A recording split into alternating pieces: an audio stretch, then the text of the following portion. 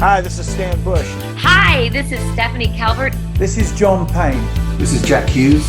Hi, I'm Carrie Stevens. Hey everybody, this is Prescott Niles. Hello, I'm Kofi Baker.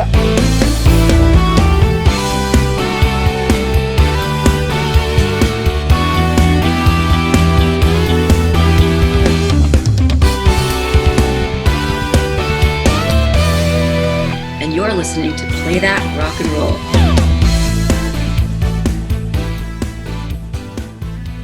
I think anyone watching who's seen your videos should definitely check out your website, because you have posted some very heartfelt and thoughtful essays. And I wanted to ask you about just a couple of them, because I think, that's a great way to go deeper on a certain topic that isn't necessarily the album itself. And one of the essays I read, a couple of the essays I read were about, in particular, somebody mentioned earlier, Pattie Boyd, and also Pamela Des Barres. Yeah. I've read Pamela's books. I think they're fantastic. I suspect you have too. Can you talk about these two women in particular, what they mean to you, and how they influence your content? Right. When I was first discovering all of this classic rock music through this vinyl collection that I was so unfamiliar with, when I stumbled on Layla, imagine the trip that it is to listen to Layla and then discover the whole story behind it. As I was listening to all of these albums, I was like, I wonder what these musicians looked like, because you usually don't know from the jackets. Sometimes you just have no idea. So I would look that up on Google and Pinterest, and I just thought, like, the Beatles and the Stones just looked so cool. And the Beatles, they just look great too, how they evolved from the mod thing into the very psychedelic thing, and then into the 70s with all the brown and the leather. But then I think, well, what did their wives and girlfriends look like? And I stumble on Pattie Boyd, the woman Layla is about, and I was just transfixed by her look and how effortlessly she transitioned from the super dolly girl look of the beginnings of her modeling career into like full-on rock star's wife with all of her matching luggage and big sunglasses traveling with Eric Clapton. I was just so taken by it. And I said, if I could call back to a bit of this and really steep myself in this world that I've now discovered through the fashion, I will be happy. So that's really, Pattie was sort of the entryway for me to relate to this world.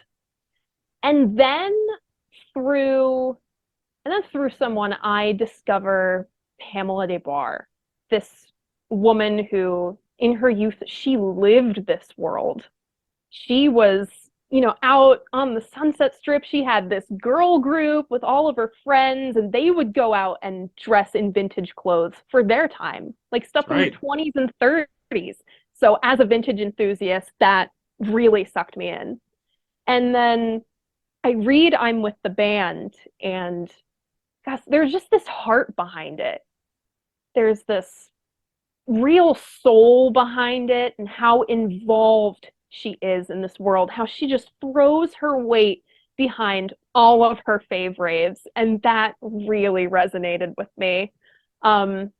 When I started reading I'm with the Band, this is around the time I was discovering the MC5, and I was just crazy about these guys. Everything about them. I threw my whole heart and soul behind this band that has been broken up for 50 years.